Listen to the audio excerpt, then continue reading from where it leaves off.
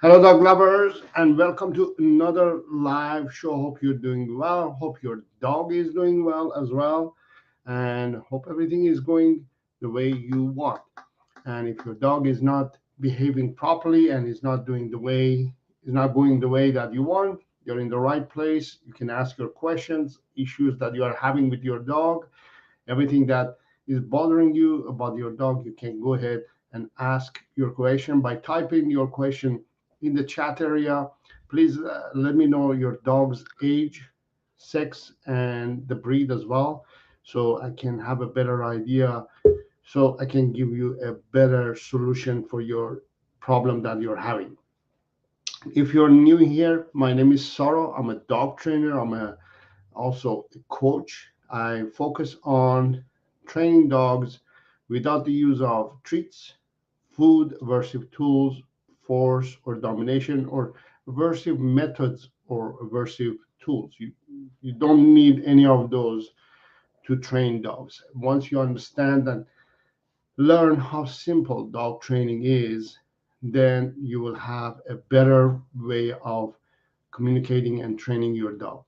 Instead of using all those methods and aversive tools and methods, we will focus on training our dogs using play and praise. Play and praise are a couple of natural instincts of a dog, any living thing in general, that you can tap into and use that not only to train the dog, but also to communicate, to build a stronger relationship with your dog, and also to make your life with your dog more fun, more much more simpler and much more easier as well.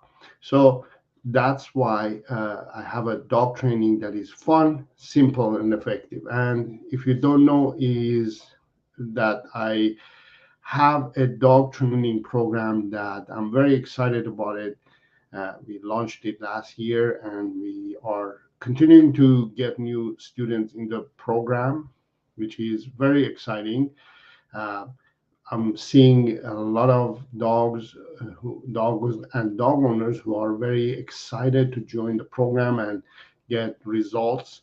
I have many students who have had good results using this method. And the reason it works is because it's fun and it's simple and it's effective. And the reason I'm very excited about this program is because this is the only program in the world that exists. There's no other program such as this. So far, I haven't found it. If you find any program such as this that doesn't use treats, food, aversive tools, or methods to train dogs, let me know. I don't know. If you find anything like that, let me know, because there isn't any program like this in the world. So this is a very unique program.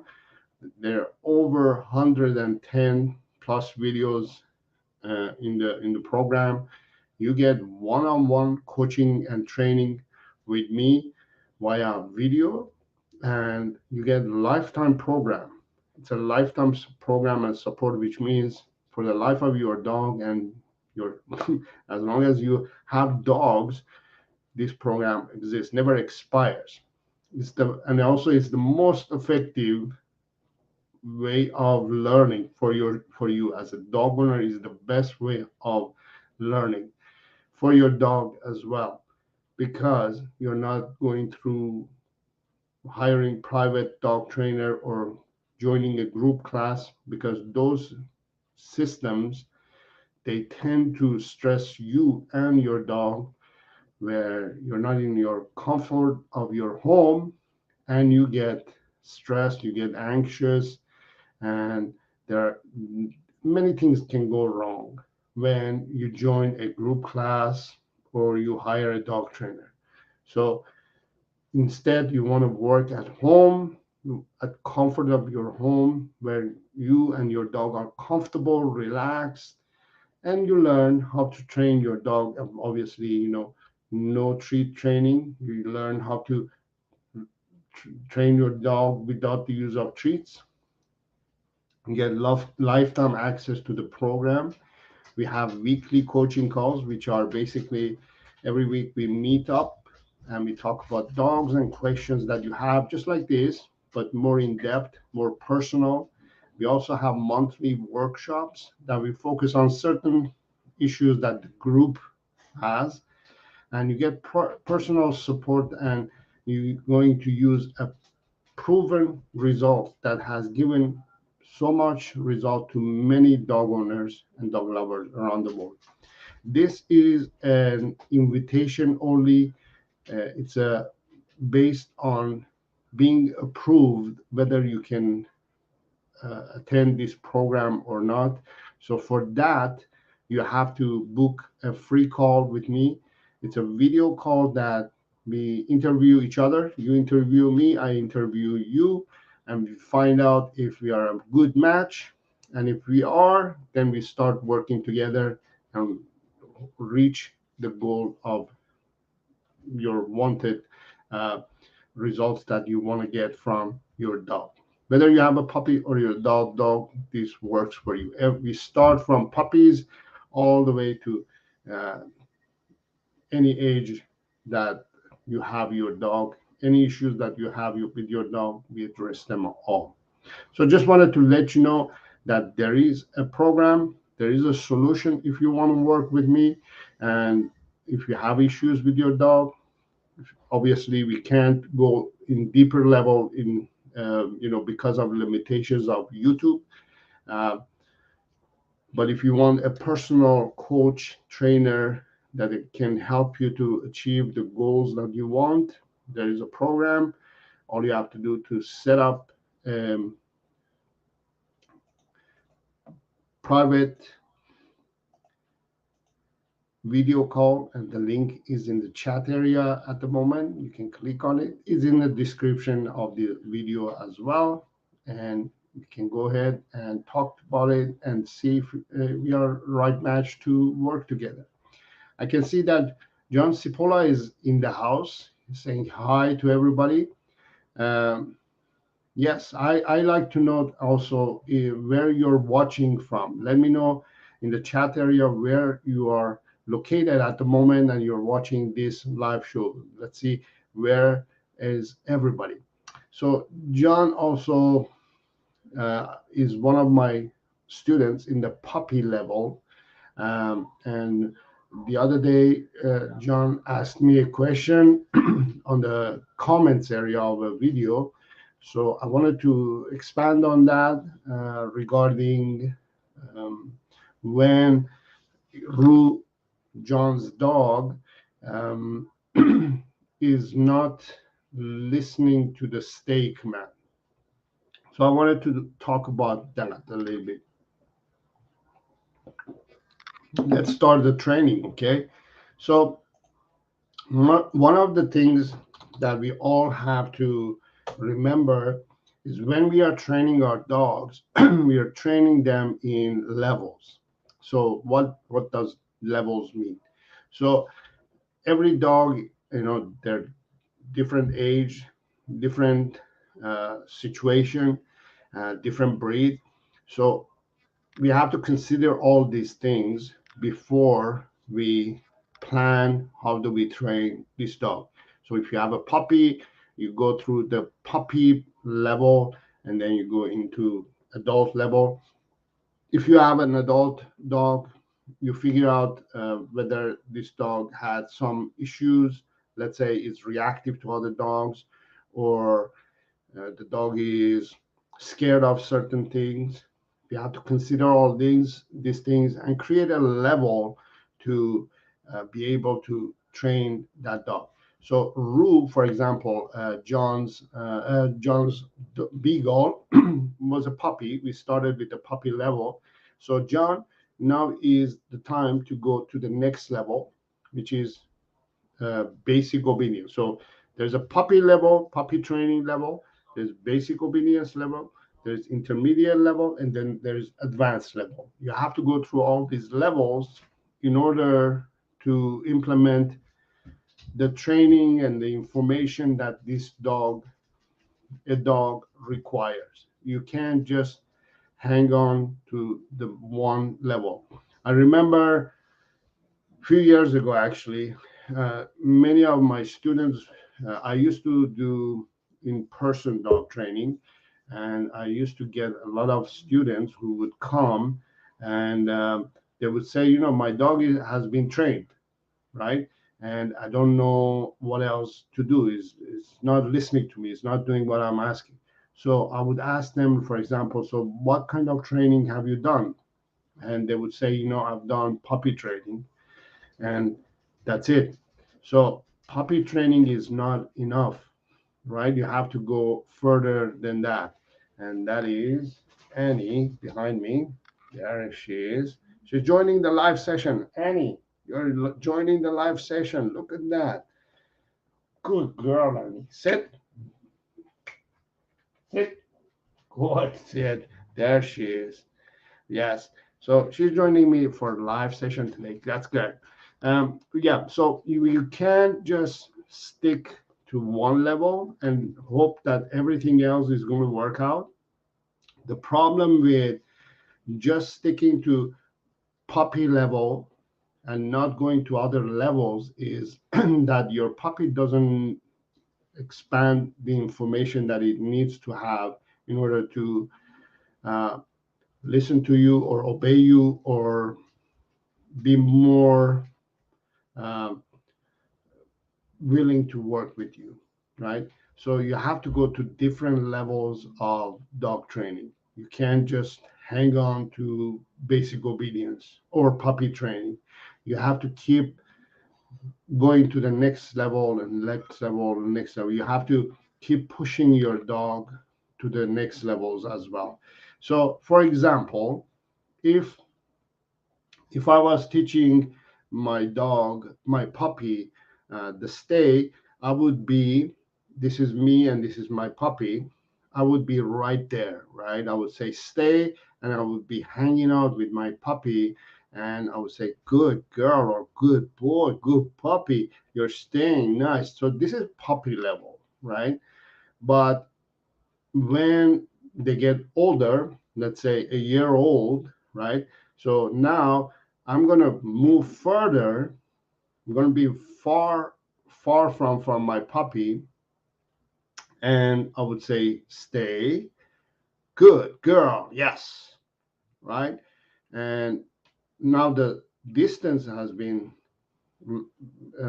expanded, and my reward is just a simple verbal cue out, good girl. And then when they are like, I don't know, 14, 15, 16 months old, right?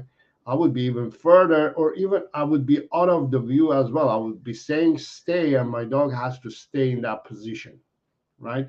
So you see, I'm always, as we expand, as they grow older, we expand on the training. You can't just be in the same level as you started. So it's very important to always add additional levels to your dog training. I hope that makes sense. John is from Fort Myers, Florida. Rui is doing great. She knows sit, she knows paw. Good, good, very good. Um, we have also John Naples. Um, Yes, time flies, John. Yes, time flies, and we don't realize how fast our puppies grow, how fast our dogs grow. Um, all right, we have Gar, uh, and there's a question. let's tackle this situation. Sir, my dog is very reactive to other dogs and people, and also he's fearful. Kindly tell how to solve this. So, when we have a dog who's reactive, and obviously in your case is because of being fearful, the problem is that uh, we are dealing with a dog who's reactive because it's afraid of whatever is afraid of, right? It could be people, could be dogs, could be objects, and all that. So it's reactive to dogs and people because of being fearful. When a dog is fearful, what that means is, first of all, the number one uh, thing that stands out for me is that that dog is sensitive. So, what does sensitivity bring to the picture? Sensitivity brings uh, a, a condition to a dog that dog feels that it has to be always in alert, right? It's not relaxed because probably everything can be uh, causing this dog to feel afraid, right? So when they are sensitive, you have to be approaching your dog in a different manner. You have to be approaching your dog in a different form. You can't be doing the same thing as other dog owners do. So this is why I always say you have to have levels, right? Remember we were talking about levels. So this is a great example. A dog who's fearful, we have to create a different level for this dog. And no matter what the situation, no matter what the dog, we have to always go back to basics. We have to always start from the beginning.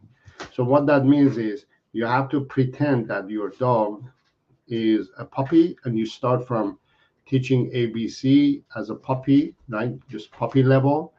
You start teaching it the puppy level, and then you start increasing the information to adult level, basic obedience, intermediate level, advanced level. You have to start adding levels to the training. Why is that? Because what it does, it helps the dog to slowly and gradually learn what it's supposed to do. But also, you have to understand that training uh, helps a dog to be more confident, be more willing to be able to solve problems. Most fearful dogs, the reason they're reactive and they're fearful is because they don't know what they're supposed to do. So, first of all, they're lacking confidence, and also they don't know what they're supposed to do. What that means is when they are faced with dogs or people in your case, first thing that they do is they shut down. They shut down, right? They don't hear, they don't see, they don't smell, they don't. All the senses are shut, and they're just simply reacting to that, being fearful. So what that comes from is from being not being confident, and not being confident, it it makes them to react differently. So when you train a dog using the levels of puppy training, basic obedience, intermediate and advanced level, what it does, it gives the dog the opportunity to open up a little bit and start using its senses and pay more attention to the dog owner or you rather than what it's causing it to be fearful of, right? I hope that making sense, right? Um, so training is very important because it brings the confidence level up, but also you have to gradually start training this dog. You can't just go um, right away say, listen to me, do this. I'm the dog owner. I'm the alpha here. you listen to me and do this. You can't do that, because when you do that, you're adding more stressors or stress level to your dog. Your dog is already stressed, and you don't want to add more stress to it. So you want to work on those. The other thing that I always suggest dog owners to focus on is providing your dog's daily five essential needs. So a fearful dog obviously is lacking training, because a trained dog would never react. Why is that? Because a trained dog is focused on the human rather than the objects or whatever is causing it to be its surrounding. Yeah, it's not reactive to the surrounding. It's focused. It's not focused on the surrounding. It's focused on the owner or the handler, right? And I'm sure that you're not providing proper amount of exercise for your dog as well. You may be exercising your dog too much, or you may be exercising your dog too little. When you exercise too much or too little, you're causing more stress to your dog as well. Training and not lack of training causes stress as well. And because your dog is not properly exercised, not properly trained, it's lacking social skills. That's why it's reactive to people and dogs. It doesn't have the social skills that it needs to socialize with the environment. So therefore, we have to improve the social skills as well. Probably, I'm not sure, you're probably providing a good care as well for your dog, and maybe as well you are providing too much affection or not enough affection. So a dog needs all these five daily essential needs to be provided in order to be in this order, yes. Exercise, training, socialization, care, and then affection, in order to be healthy and happy and well behaved. So focus on those, and this is why uh, I I focus on coaching dog owners in personal level. We go deeper and we dive in deeper um, with these five daily essentials and much more, obviously, in the program itself that I have created. Again, I have a program that is designed to help you with all these issues that you have, including a dog who's fearful. uh, we have to customize this training for this dog. Again, um, it's not matter of just let's do this and it's going to fix the problem. There's no one thing that you can do to help a fearful dog. There isn't any one thing that you have to start doing and hey, listen to me and don't be a fearful anymore. That's not what you have to do anymore. That doesn't help. It's a process that it will take some time, some work, both from you and your dog to change.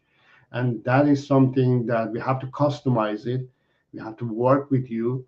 And again, I don't recommend working with a dog trainer or joining a group class, because again, you're going to add more stress to your dog. This is a good example of why I suggest not to, for example, hire a private trainer or group class. Because when you have a dog who's fearful of dogs and people, you're going to bring a stranger to work with, and that stranger is going to cause more fear in your dog, right?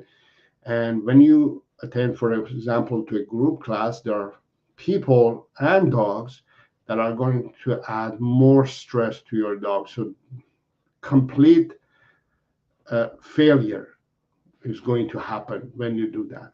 So I'm not saying that nobody shouldn't be hiring a dog trainer or group class. There are people and dogs who are suitable to join a group class or hire a dog trainer, but in most cases, most dogs and dog owners are not ready to join a group class or hire a private trainer, because you have to have the basics. You have to know the basics in order to be able to control your dog and have a dog who's semi-controllable in order to attend a group class or hire a dog trainer.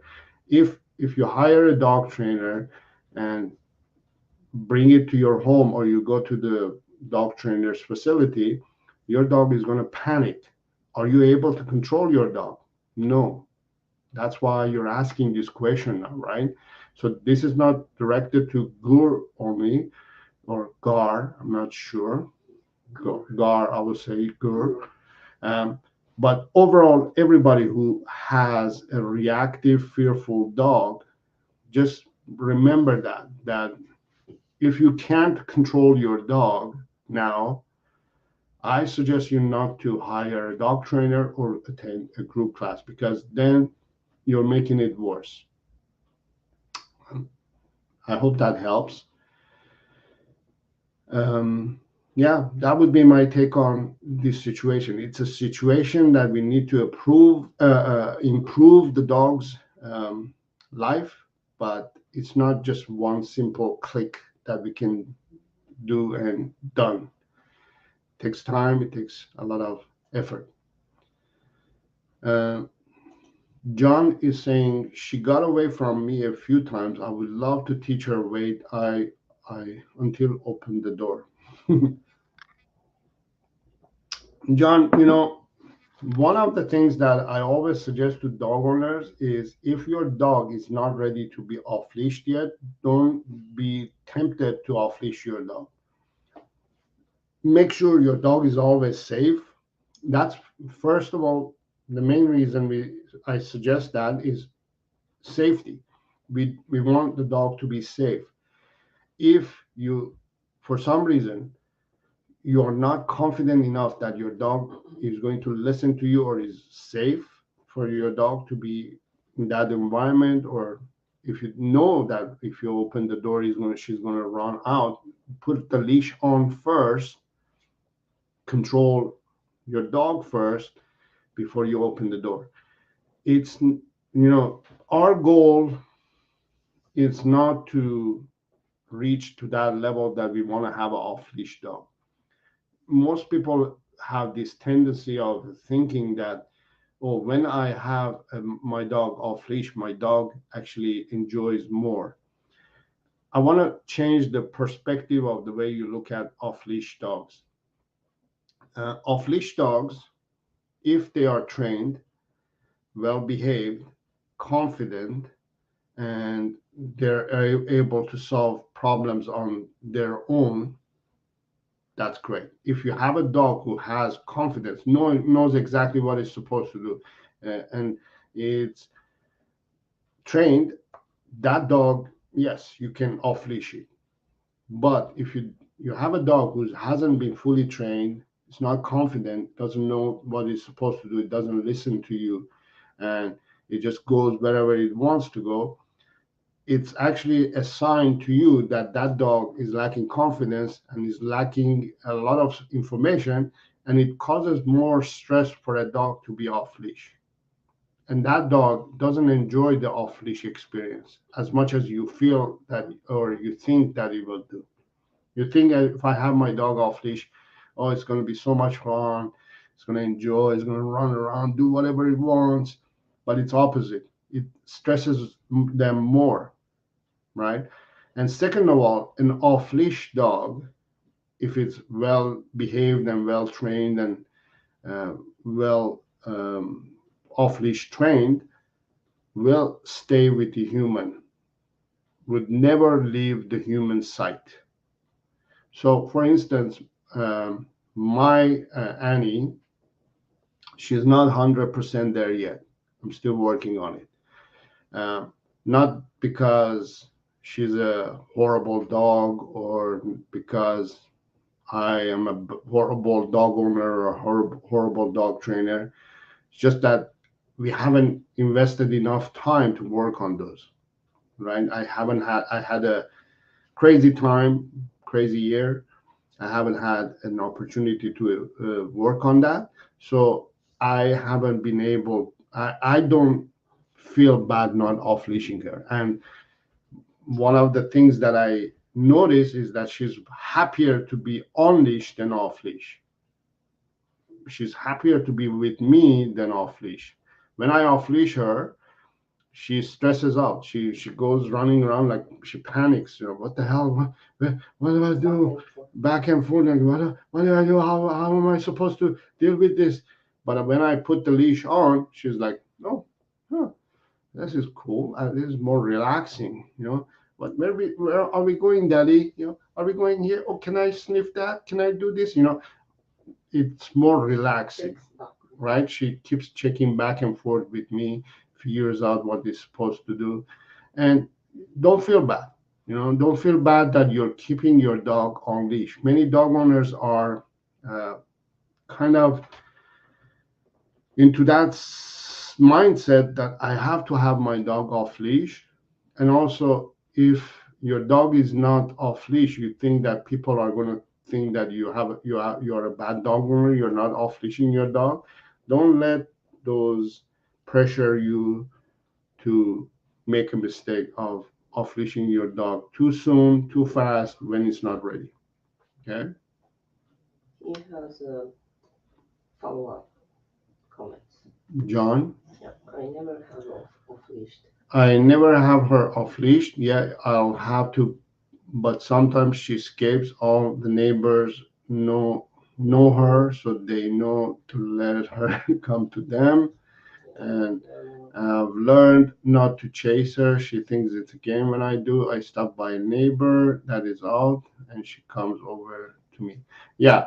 How does she escape? So those are, yeah. That's the part that I want to address. Uh, don't let her escape.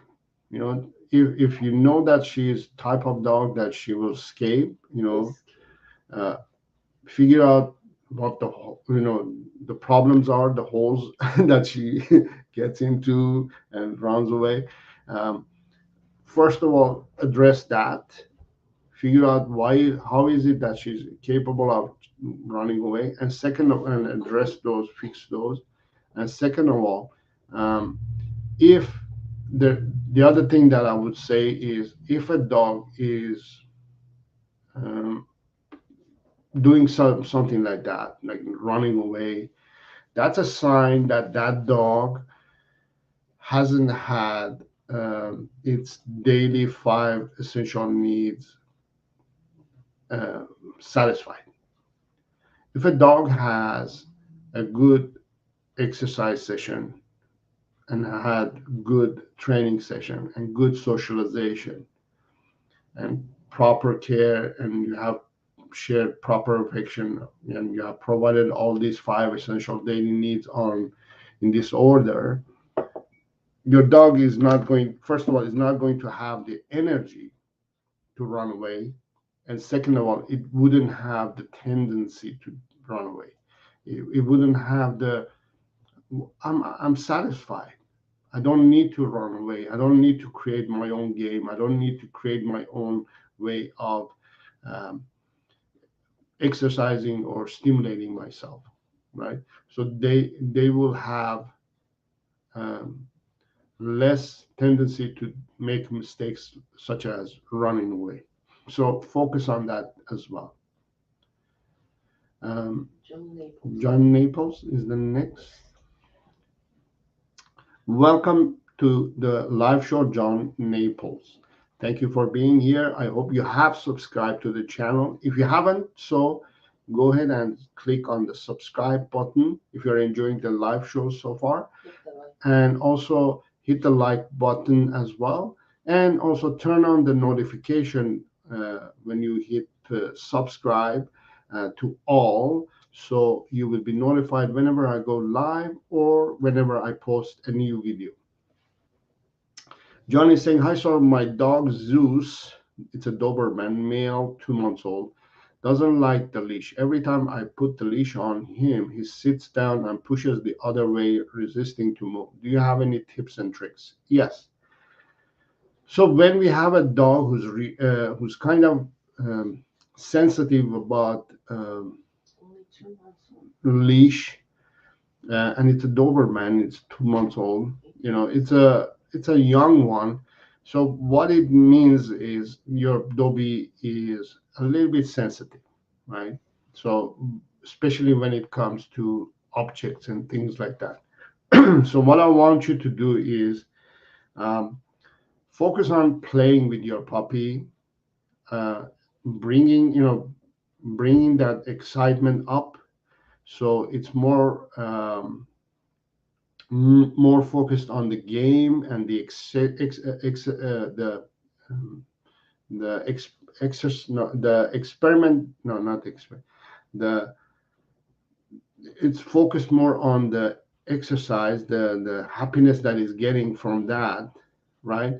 And then introduce the leash or the collar, right? Don't just go straight from zero to leash and collar. Make it exciting and introduce the leash and the collar so your puppy feels like, oh, this is fun. Oh, this is part of the game that we are playing. And as soon as you put the leash on or the collar on and with the leash, continue on playing so your puppy doesn't focus on the leash or the collar. It focuses on the the Interaction. interaction that is getting from you, right? So one thing that you want to understand is when you put the collar or the leash on, your puppy starts focusing on that, right? I'm thinking about the collar and the leash, right? So redirect my focus to something else. Now, other dog trainers they say use treats or food. I'm against that. You don't want to involve treats or food, especially with a 2 months old Dobie, right? Dobies are known to be not food motivated at all. Smart. They're very smart, intelligent breed. You don't want to disrespect them with treats or food, right? Dobies, they want attention. They want interaction. They want you to get involved with the experiment that the exercises that they're having. They want to do something, right? And don't get forced by other methods of dog training that teaches you to give treats. Use play, use praise. You got an intelligent breed, right? It's you have what we call the Einsteins of the dogs. When you have Einstein intelligent breed like that, you don't want to disrespect it with food and treats. You want to respect it and say, you know what, I understand how intelligent you are, and let me offer you what you require, right? Give you what you need, right? And don't disrespect the breed by giving food or treats. Play, just play, and just get the dog to your puppy to focus on something else rather than the collar, right? Or the leash. The leash could be also um, a Stimuli. stimuli for or a signal to you that your Dobby is saying, I can use this tool to interact with my human. I can play with it, right?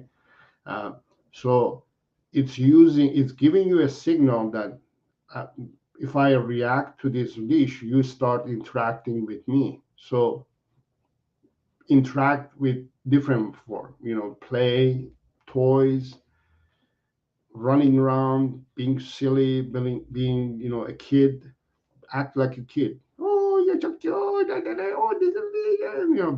Act weird, right? Who cares? Nobody's watching you, right?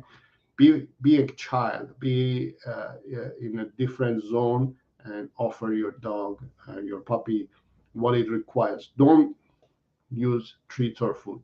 That would be my tip. I hope that makes sense. If there's a follow up question and you didn't understand part of it, let me know. Uh, can can Lou. Can dogs drink kefir milk every day? That's the probiotic. Kefir is a probiotic, which is good, but in general, it's not a natural diet for dogs. Dairy. Dairy, in general, is not a natural diet for all dogs, all breeds, in general, for dogs. And what you want to do is instead provide supplements.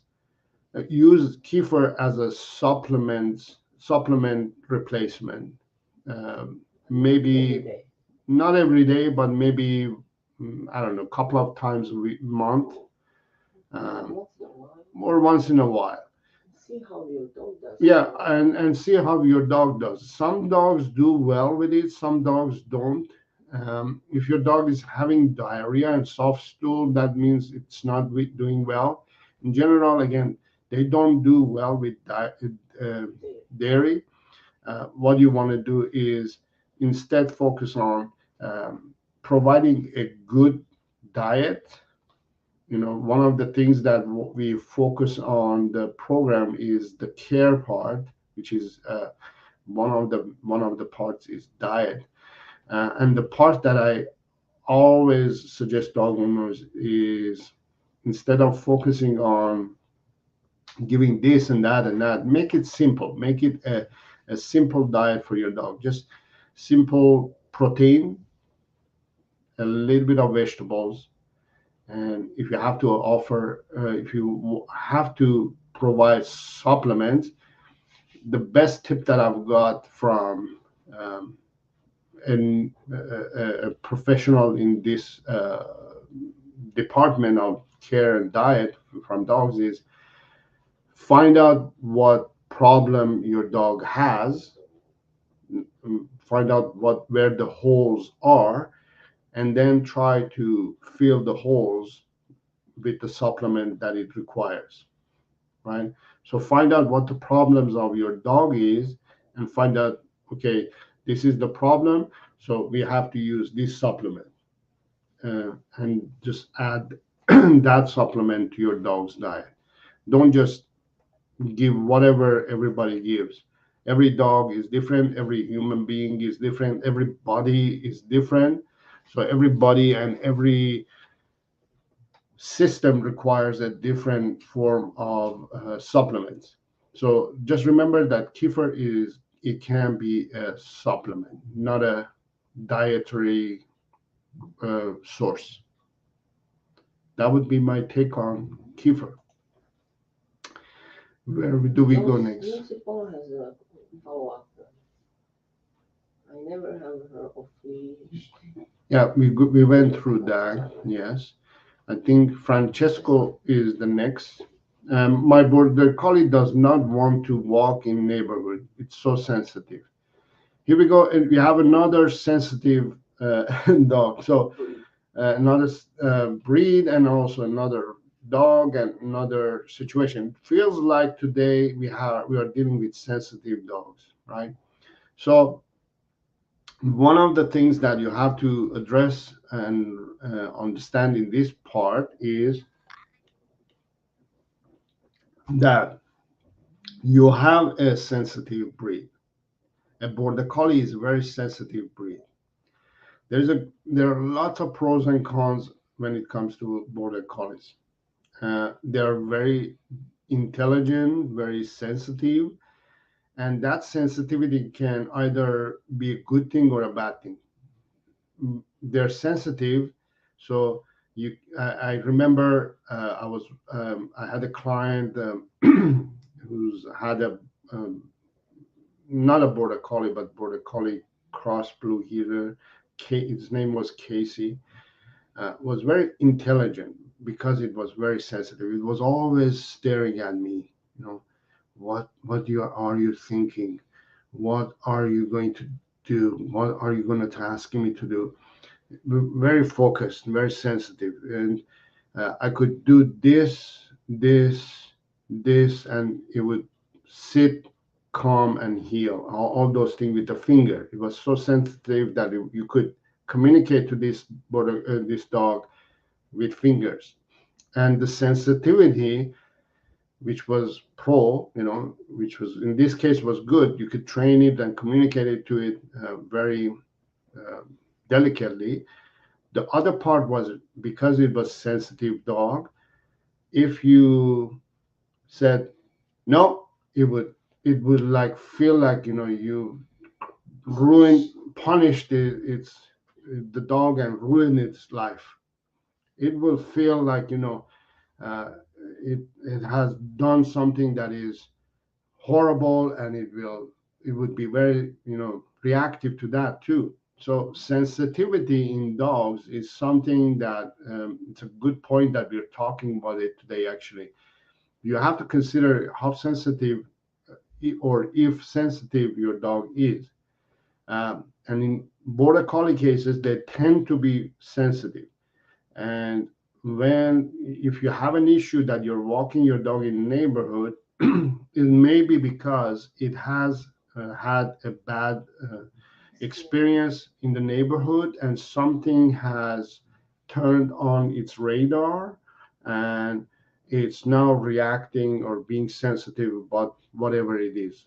You may or you may not know what that is, but your dog has felt that that certain thing is it just annoys me, bothers me. So that's why it's being maybe uncomfortable walking around the neighborhood.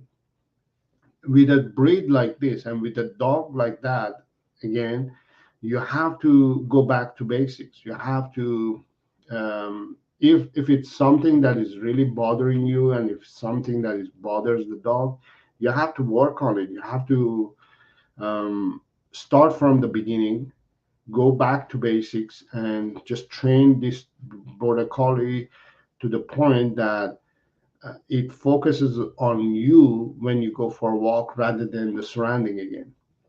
The problem with sensitive dogs is that they focus on the surroundings rather than you.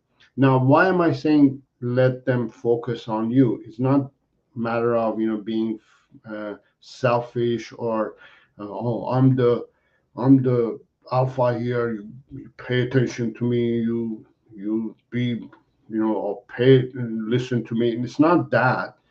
It's because if a dog is sensitive and is reactive, that's because they're focusing on 10 things when you take them for a walk, for example, right? They're focusing on hundreds of things, right?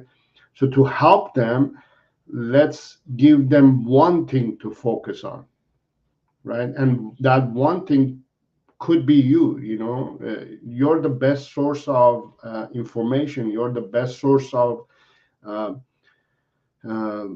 creating that calm, assertive, balanced energy. But you have to be there too. Remember that a dog can feed off the human as well. So if you are scared, if you're sensitive to, and if you're looking around to see what is it causing that may come and annoy your dog, then you're joining your dog as well, right? Both of you are feeding off each other. So you have to be calm, confident human being. First of all, work on yourself, create that confidence in you. And the only way that you can create that confidence is by knowing what you're supposed to do, right? And uh, transfer that energy, transfer that information to your dog and say, I'm here to help you. Focus on me. I'll let you know whether you should be reacting to certain things or not. And the only way that you can do that is by knowing what you're supposed to do, right? Again, by limitations of YouTube, I can't give you more than this, right? But the only tip that I can share with you is bring your knowledge up, bring your confidence up, so you can help your dog, so your dog can feed off your energy and can say, you know what, this human knows what it's doing. I'm going to focus on it rather than whatever is happening. Because when I focus on him or her, uh, I don't feel stress. I can deal with situations, and surroundings don't bother me anymore, right? So That would be my tip. Overall, if you want, uh, you could basically either, again, in your case, I don't suggest to work with a trainer or a group class or anything like that, again, because you have a dog who's sensitive. With sensitive dogs, you have to learn what to do first. So this is why I suggest, again, a program that you can work and learn at home to bring your confidence up, to bring your knowledge up first. And maybe in a year or two, you may be able to attend a group class or hire a dog trainer. First, learn and work on yourself, bring your confidence and knowledge up by learning online, by learning at home, and then start working on other stuff. Mainly, I always say to dog owners, 60 to 90% of dog training is dog owner training, and the rest is the dog training. We can teach your dog to not focus on those stuff, but the hardest part is teaching the dog owner to be able to do that, to help the dog.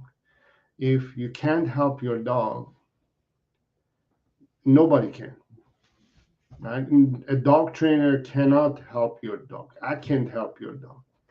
You're the only one who can help your dog, because your dog is living with you 24/7, is getting all the information and all the Cues.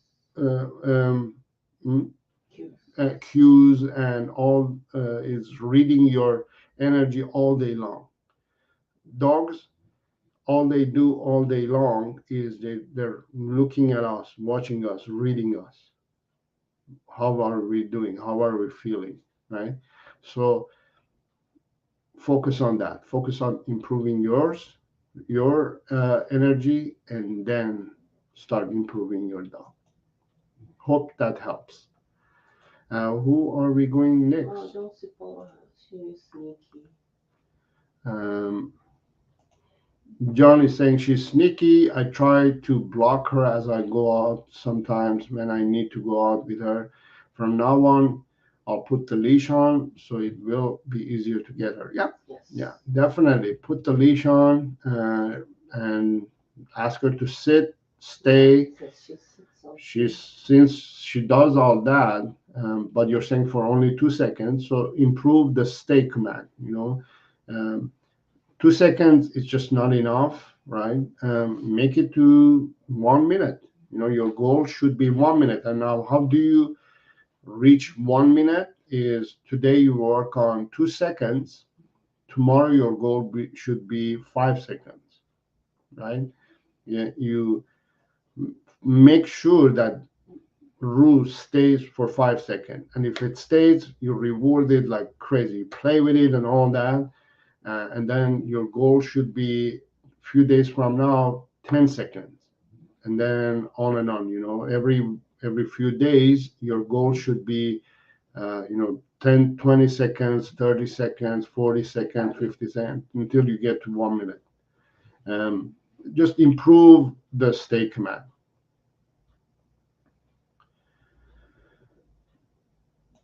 uh, and John Naples says thank you, that helps a lot, that's great. And my dog alternates normal consistency stool for a while, then soft, then back to normal. She finally got done with her heat also. Um, so one thing that I want you to also remember as a dog owner, everybody actually, uh, it's normal for dogs to have soft stool and normal stool all the time. That is normal in a way that their body is adjusting to this and that. That's Environment. the environment, the food that they're eating, um, the feeling that the emotions can help. To it affects the stool Stress. as well, the stress level and all that. So If it's happening too often, if it's happening in a way that um, it's constantly happening, then it's an issue.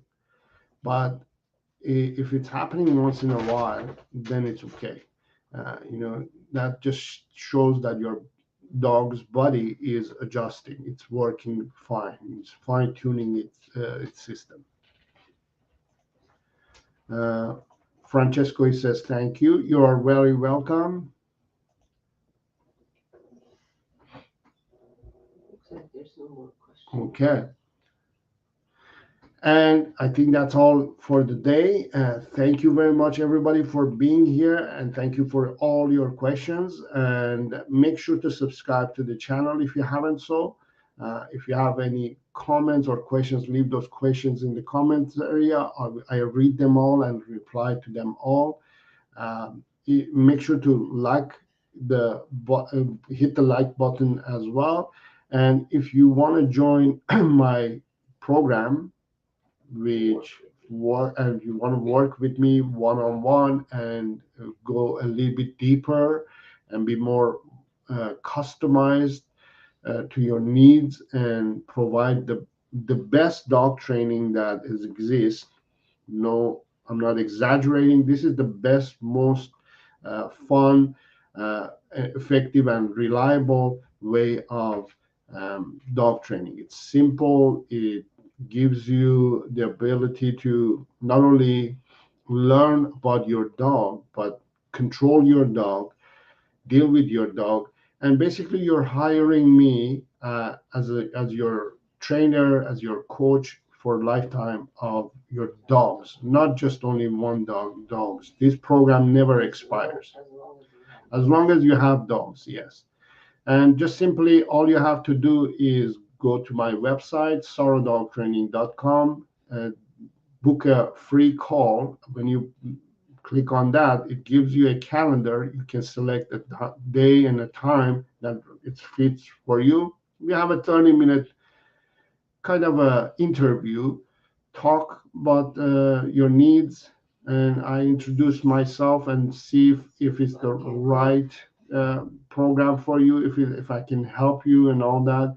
And if it's right, then you can join the program. And if it's not right, nothing goes. That's it. No commitment or anything like that.